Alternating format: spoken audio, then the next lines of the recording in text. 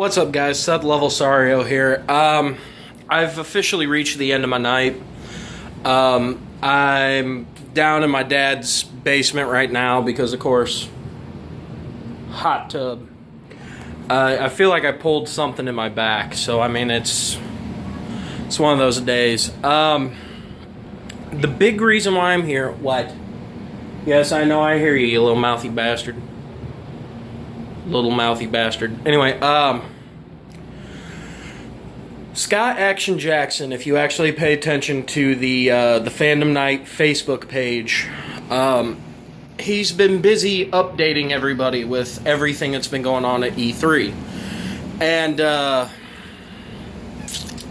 well, I gotta say, there's really honestly only one thing from E3 that I cared enough to pay attention to.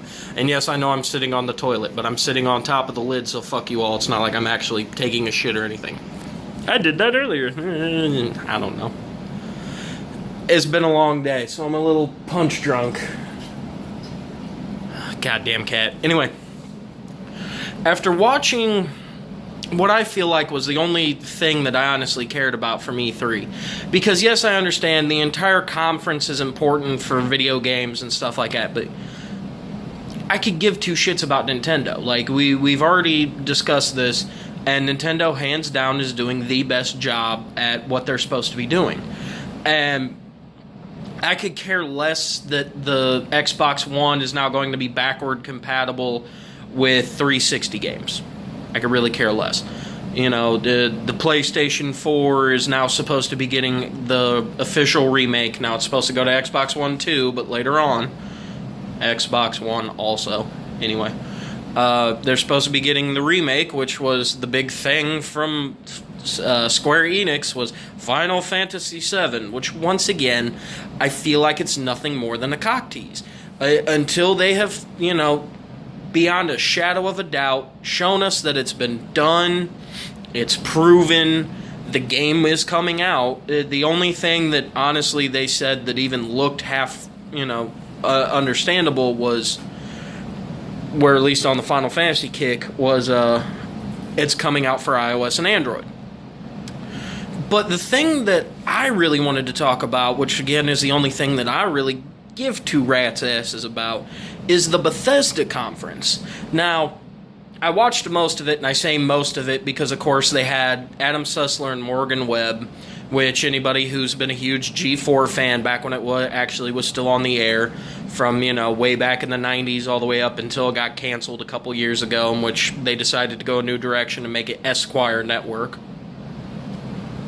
Fucking douchebags taking away my video game news. But, they quite literally, they had them doing, like, pre-game for the conference. And then they also had them doing post-game for the conference. So I didn't really watch most of the post-game because I didn't go to bed till almost 4 o'clock last night. This morning, same thing.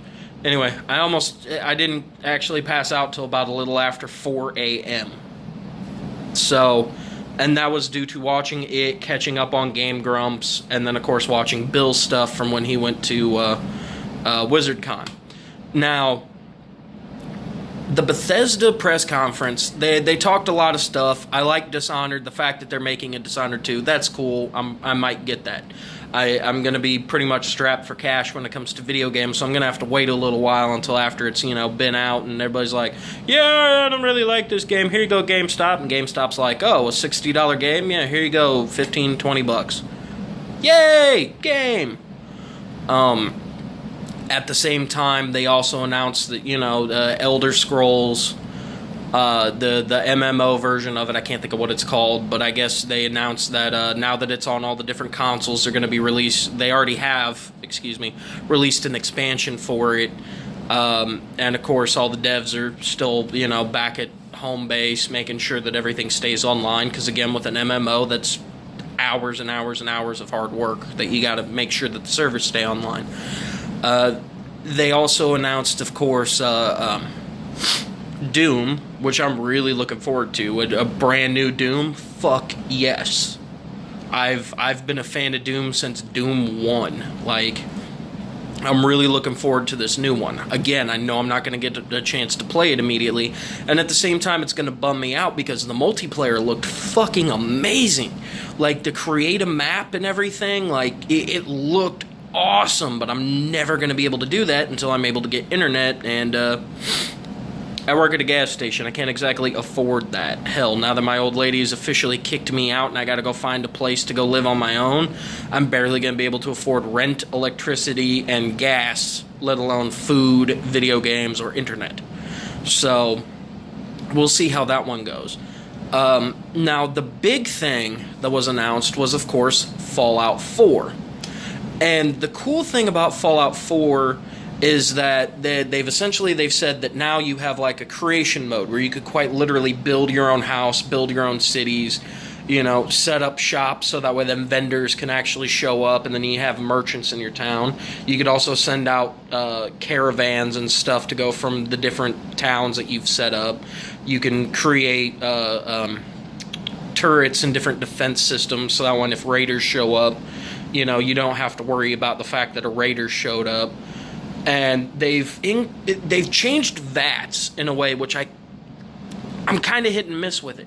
VATS originally you could hit the button, it'd go into the calculation mode, but it would stop time, which is awesome as shit because then you have that extra couple seconds to be like, okay, I got this dude here, I got this dude here, and I got this dude here, and then there's a Deathclaw coming up behind us. I need to shoot the Deathclaw with the rocket launcher.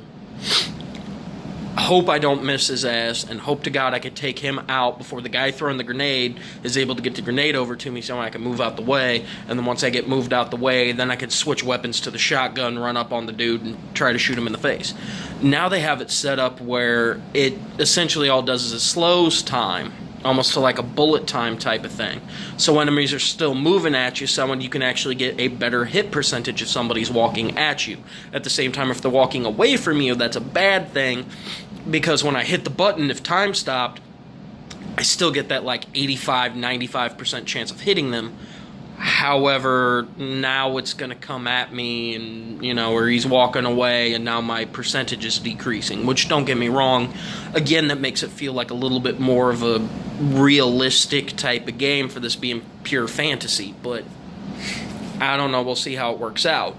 Now, when it comes down to Fallout, I've been a fan. Ever since 3, I went back and I was like, why the fuck did they just make 3? Like, is this another Final Fantasy thing? Like, what the fuck? And technically it is, yes. I didn't know it, and apologies for getting a close-up of my nose. I had to grab my list because I wrote out a list of stuff. But I played bits of 1, I played bits of 2. Tactics was pretty fucking awesome. In fact, I think I'm like the next furthest in Tactics. After that, I've done every single thing I can do in 3. I've done almost every single thing I can do in New Vegas. There was a Brotherhood of Steel game, which I haven't been able to find, but seeing as how I'm halfway through the time limit that my phone is giving me, I'm going to stop rambling here and just give you a brief history. Now, they said that this is supposed to take place 200 years after the Great War when the bombs fall. Like, it's a prequel and a sequel at the same time. You know, Fallout 4 is supposed to take place in Boston.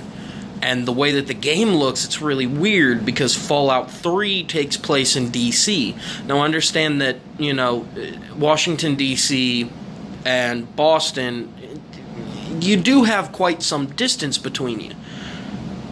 But considering the fact that you've gone different places, like quite literally you go from Vegas to the outskirts of Utah in Fallout New Vegas through the DLC. Like, I understand they don't want to show how far you can actually travel, but at the same time, you're still seeing clear blue skies. There's trees that aren't exactly demolished. Buildings looked way more intact. Like, the sky looked clear. The water looked blue and crisp and clear. And, like, no radiation had taken place. But again, this is supposed to be 200 years after the bombs fall. And anybody who's played 3 knows just how ridiculous that sounds. Anyway, okay, back to the timeline. in 2077 is supposed to be the great nuclear war. It's literally the war that we have with China, where China lobs nukes at America, and America lobs nukes back at China. And because of that, of course, there's nuclear fallout, and the world is falling to pieces, and of course, fallout.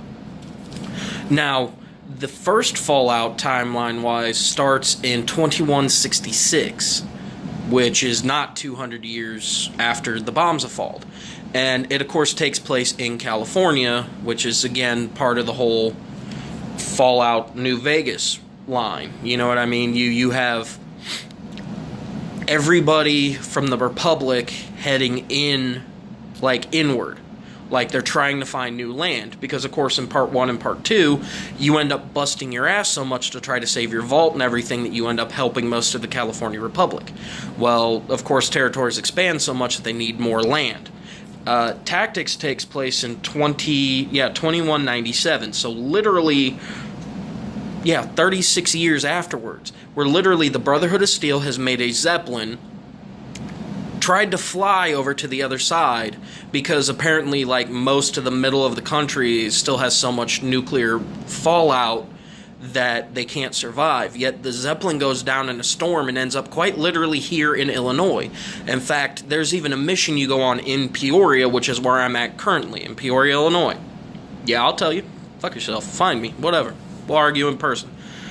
But there's a mission where you go to Peoria, which in the game they call Preoria, because, of course, most of Americans in Illinois revert back to being dumb Homo sapien type of cavemen, Mexican, Navajo. I don't know, it kind of becomes weird. We become tribal again.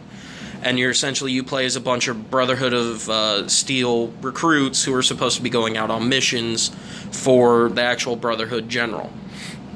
Okay, now we get into Fallout 3, which takes place in 2277, which is when Fallout 4 is supposed to take place at the same time.